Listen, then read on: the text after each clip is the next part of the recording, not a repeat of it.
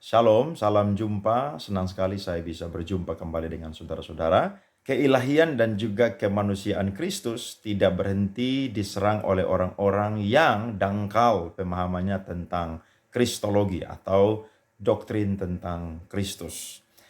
Ada satu video yang diunggah oleh Don Ditan, bagaimana dia mengobrol dengan seorang perempuan yang bernama Keisha, dan di situ dia mengatakan bahwa Yesus itu disebut anak Allah karena Yesus itu apa bedanya dengan Hercules? Hercules adalah anak daripada dewa tertinggi orang Yunani yang bernama Zeus. Nah, saya akan menanggapi apa yang disampaikan oleh Don Ditan dengan data-data Alkitab sehingga saya dan saudara kuat bahwa kita adalah orang-orang yang bersyukur punya Tuhan Yesus yang juga Allah, tapi juga adalah manusia sejati yang turun dan menyelamatkan kita semua. Dan terbukti bahwa dia adalah satu-satunya Tuhan dan Juru Selamat. Saudara silakan mendengarkan. Ayat-ayat yang di dalam Bible itu ayat-ayat yang tidak otentik. Tidak otentik itu maksudnya tidak asli gitu. Ya. Pernah dengar?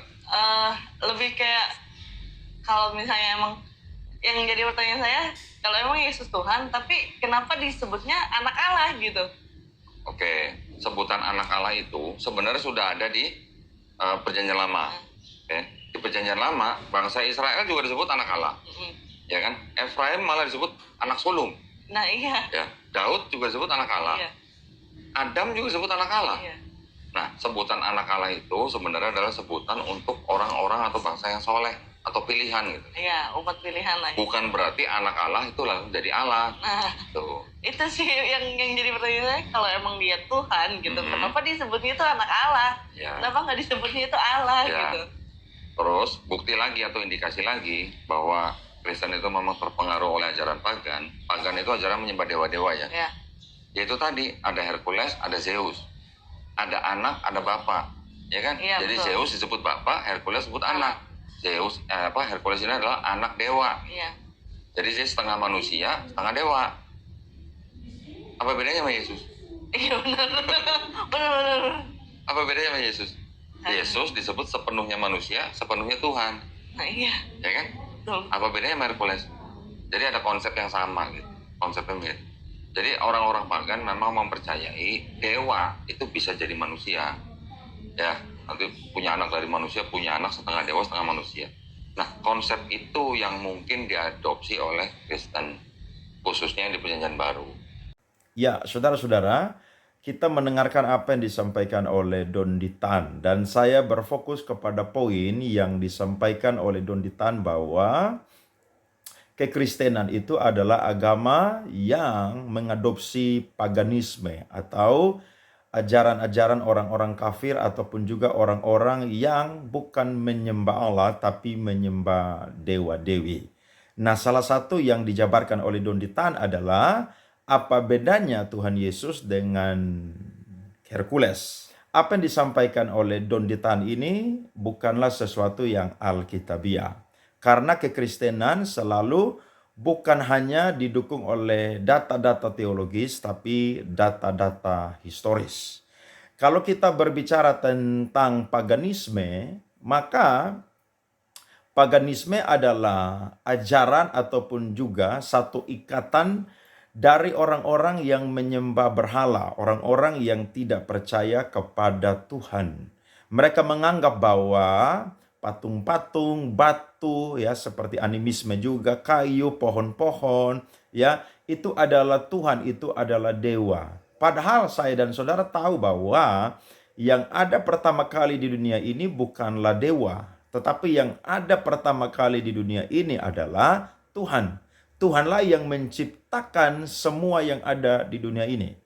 Nah, ada satu hukum yang Tuhan berikan kepada orang Israel, yakni bunyinya adalah jangan ada padamu Allah lain di hadapanku. Mengapa Allah memberikan hukum kepada orang-orang Israel untuk mereka lakukan semenjak mereka dari Sinai sampai mereka ke tanah Kanaan dan sampai turun-temurun mereka harus melakukan firman Tuhan atau dasatita nomor yang pertama ini. Karena pada waktu itu orang-orang bangsa-bangsa kerajaan-kerajaan sudah terlibat dengan yang namanya paganisme. Sedangkan orang-orang Israel adalah orang-orang yang sudah tidak lagi terlibat di dalam paganisme. Siapa? Orang yang menjadi dasar atau tolak ukur keturunan orang Israel yang sudah tidak lagi terlibat dalam paganisme. Dia adalah Abraham. Sejarah Israel selalu dimulai dari Abraham. Dia adalah orang Mesopotamia, keluarganya, ayahnya adalah orang yang membuat patung-patung penyembahan berhala. Bahkan mereka adalah orang-orang dari daerah Mesopotamia yang melakukan penyembahan berhala. Sehingga ketika Allah mau merubah kehidupan daripada Abraham dan keturunan Abraham, yakni orang-orang yang percaya, maka Tuhan menyuruh Abraham keluar dari daerahnya. Ketika Abraham keluar dari daerahnya, bukan saja meninggalkan batas-batas geografis, meninggalkan rumah ayahnya, meninggalkan sanak saudaranya, tapi Abraham pun juga meninggalkan semua budaya kafir, meninggalkan semua nilai-nilai kafir, meninggalkan semua penyembahan kafir, dan berpindah kepada penyembahan kepada Allah. Allah sudah tahu bahwa penyembahan kepada dewa-dewi kafir itu sudah ada. Sehingga Allah ingin memisahkan, Allah ingin menguduskan Abraham dan keturunannya, termasuk kita orang-orang yang non-Yahudi tapi percaya kepada Kristus. Kita pun juga adalah disebut sebagai anak-anak Abraham. Jadi Tuhan melakukan yang namanya intervensi kepada orang Israel karena Tuhan tidak mau orang-orang Israel itu terlibat di dalam paganisme atau penyembahan kepada berhala atau kepada dewa-dewi. Nah, bagaimana Yesus itu disebut sama seperti Hercules, sementara Yesus adalah pribadi kedua dari Allah Tritunggal. Yesus adalah pencipta. Yesus adalah Allah. Sehingga Allah yang Maha Kudus itu tidak mungkin berkompromi dengan paganisme tentang yang namanya berhala ataupun juga dewa-dewi kafir bangsa-bangsa non-Israel. Jadi apa yang disampaikan oleh Don Ditan ini tidak sama sekali berdasar. Dia mengilustrasikan sama seperti Zeus memiliki anak yakni Hercules, maka Allah Bapa pun juga memiliki anak yang namanya adalah Yesus Kristus. Jadi Yesus itu adalah setengah Allah, Yesus itu pun juga adalah setengah manusia. Apa yang disampaikan oleh Don Ditan ini adalah ajaran yang atau pendapat ataupun juga perkataan yang diajarkan disampaikan oleh para bidat-bidat ya pada zaman gereja mula-mula. Yang pertama ada seorang bidat yang bernama Arius, saudara-saudara, ya. Ajarannya adalah Arianisme. Dia mengatakan bahwa Yesus itu adalah putra Allah karena dilahirkan oleh Allah Bapa. Sehingga ketika Yesus adalah putra Allah, maka Yesus itu tidak setara dengan Allah. Bahkan Yesus pun juga tidak kekal sama seperti Allah Bapa. Nah, gara-gara apa yang disampaikan oleh seorang presbiter dari Alexandria ini yang bernama Arius, maka gereja-gereja pada abad mula-mula itu melakukan konsili Nisea tahun 325. Akhirnya mereka menolak dan mengutuk apa yang disampaikan oleh Arius dengan ajarannya Arianisme. Ya, ada seorang bidat pun juga yang bernama Nestorian. Dia pada abad yang kelima, dia mengajarkan tentang Yesus itu eksis sebagai dua pribadi. Yang pertama sebagai manusia Yesus dan yang kedua itu sebagai putra Allah atau Logos. Bukan sebagai satu pribadi yang manunggal. Saudara, apa yang disampaikan oleh Nestorian ini akhirnya dibahas di dalam konsili Efesus tahun 431, yakni mereka menolak apa yang disampaikan oleh Nestorian. Dan yang ketiga, saudara, ada konsili Kalsedon. Konsili Kalsedon ini dilakukan tahun 451, di mana konsili ini menolak apa yang disampaikan oleh seorang yang bernama Eutikus, yakni dengan ajarannya monofisitisme. Apa itu monofisitisme, saudara?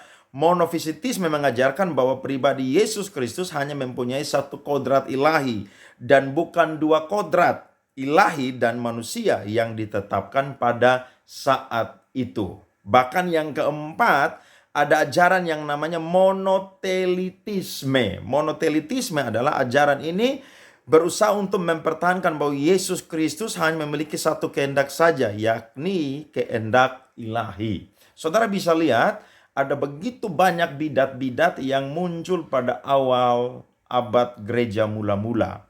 Dan semua ini diruntuhkan oleh data-data Alkitab yang mengatakan bahwa Yesus itu adalah salah satu pribadi dari Allah Tritunggal. Dia adalah manusia karena dia menjelma mengambil rupa manusia untuk menyelamatkan manusia, sehingga dia disebut sebagai anak Allah.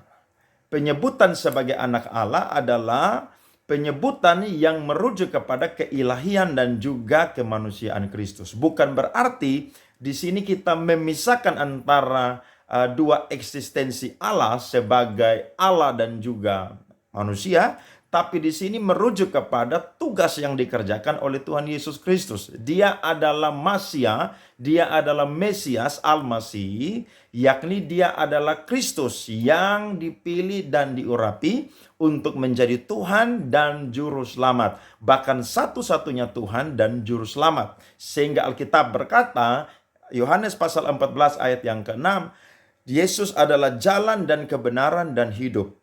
Tidak ada seorang pun dapat sampai kepada Bapa kalau tidak melalui Yesus. Maksudnya adalah Yesus adalah penyelamat yang harus dipercaya oleh manusia. Buktinya saya kasih kepada kita satu data firman Tuhan. Ibrani pasalnya yang kedua ayatnya yang ke-14. Saya baca untuk kita semua ya.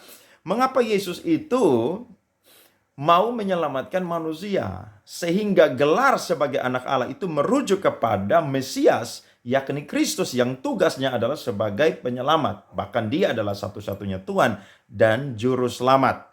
Ibrani pasal 2 ayat 14 berkata, karena anak-anak itu adalah anak-anak dari darah dan daging, maka ia juga menjadi sama dengan mereka dan mendapat bagian dalam keadaan mereka, supaya oleh kematiannya ia memusnahkan dia, yaitu iblis yang berkuasa atas maut, dan supaya dengan jalan demikian ia membebaskan mereka yang seumur hidupnya berada dalam perhambaan oleh karena takutnya kepada maut. Saudara perhatikan firman Tuhan ini jelas mengatakan, karena Yesus mau menyelamatkan manusia, makanya dia harus turun jadi manusia. Kalau dia tidak turun jadi manusia, maka siapakah yang akan menjadi penghubung antara Allah dan manusia, manusia dengan Allah untuk terjadi rekonsiliasi atau pemulihan? Yesuslah yang mengambil bagian tersebut. Jadi Yesus menjadi manusia bukan berarti melepaskan eksistensinya, esensinya, hakikatnya sebagai Allah. Tidak, saudara-saudara. Justru dia adalah Allah. Tapi karena dia mau menyelamatkan kita, maka dia turun jadi manusia. Karena dia mau menyelamatkan manusia. Kemudian saya menambahkan, saudara-saudara, Matius pasal 1 ayat yang pertama berkata, inilah silsilah Yesus Kristus, anak Daud, anak Abraham. Saudara lihat, Matius pasal 1 ayat 1 dibuka dengan silsilah Yesus Kristus. Mengapa silsilah Yesus Kristus ini penting diangkat oleh Matius? Karena dengan adanya silsilah ini dicatat, maka diketahui bahwa Yesus itu adalah Tuhan, tetapi dia pun juga adalah orang Yahudi. Sehingga dia harus diketahui datang dari keturunan siapa. Dan Alkitab mencatat dia hadir dari keturunan Abraham, Daud, dan juga semua nenek moyang orang-orang Israel, saudara-saudara. Nah, kita menemukan di sini bahwa apa yang dicatat oleh Matius ini bukan sekedar hanya sampai kepada yang namanya menunjukkan identitas ataupun juga silsilah daripada Tuhan Yesus Kristus, tapi ini pun juga menunjukkan bahwa Yesus Kristus adalah pribadi yang berbeda yang lahir dari keturunan Abraham dan Daud. Dia hadir ke dunia bukan untuk mendirikan kerajaan sosial politik, tapi dia hadir di dunia untuk mendirikan kerajaan Allah. Sehingga di dalam pribadinya Tuhan Yesus disebut divine sonship. Artinya apa? Dia adalah putra Allah. Jadi apa yang disampaikan oleh Matius ini menunjukkan kepada kita bahwa Yesus adalah pribadi yang mewarisi dinasti atau takhta Daud. Ya, Tapi dia bukan membangun satu kerajaan yang bersifat sosial politik, tapi dia membangun kerajaan Allah. Jadi apa yang disampaikan oleh Don Ditan yang menunjukkan bahwa Yesus sama dengan Hercules, apa bedanya Yesus dengan Hercules?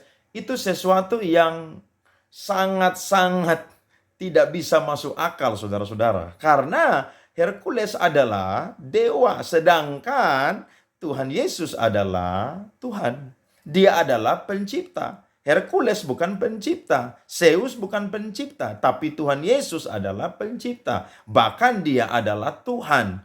Sedangkan Zeus dan anaknya Hercules adalah dewa-dewi biasa. Jadi mereka tidak berkuasa. Saudara ingat kisah di dalam Alkitab, bagaimana Tuhan tidak turunkan hujan 3,5 tahun ketika Elia berdoa. Karena peristiwa ini ingin menunjukkan bahwa Ahab yang menyembah dewanya orang Tirus dan Sidon itu adalah dewa yang tidak berkuasa atas alam semesta ini. Apa yang dipercaya oleh Ahab itu adalah kepercayaan yang bodoh, sehingga Elia harus tampil sebagai nabi yang melakukan reformasi, sehingga Elia berdoa dan hujan tidak turun 3,5 tahun. Saudara bisa lihat bahwa ternyata Allah adalah Allah yang mampu untuk melakukan segala sesuatu. Bahkan ketika Elia berperang melawan 450 nabi Baal, semua nabi Baal itu berteriak supaya meminta yang namanya api turun dari langit. Tapi saudara-saudara tahu tidak ada api yang turun. Tapi ketika Elia berdoa, maka api turun dari langit menyambar semua persiapan dan korban-korban yang ada pada saat itu. Jadi membuktikan bahwa Kristus bukan sama seperti Hercules, tapi Kristus adalah Tuhan dan satu-satunya juru selamat. Jadi saya dan saudara perlu untuk mendalami Alkitab, sehingga kalau ada orang-orang yang mencoba untuk memasukkan ke dalam pikiran kita hal-hal yang seakan-akan itu benar, tidak akan pernah bisa untuk kita percayai, karena kita memegang ajaran yang Alkitabiah yang dapat meruntuhkan apa yang disampaikan. Demikian apa yang saya tanggapi, kiranya bisa mencerahkan kita semua, dan jangan pernah mau percaya dengan orang-orang yang dulunya adalah Kristen, tapi ketika mereka berpindah meyakini agama yang lain, mereka berbicara tentang Kristus, tentang Allah, tentang Alkitab, ya, tentang kekristenan, tapi sebenarnya mereka punya pendapat pemikiran itu sangat-sangat dangkal. Tidak heran Yesus berkata dalam Yohanes pasal 15, carang tidak akan pernah menghasilkan buah kalau dia tidak tinggal pada pokok anggur. Orang Kristen pun juga demikian. Kalau tidak tinggal melekat dengan Kristus, dengan firman-Nya, maka dia adalah orang Kristen yang tidak tahu apa-apa. Kiranya Tuhan Yesus memberkati kita semua dengan pencerahan ini. Amin.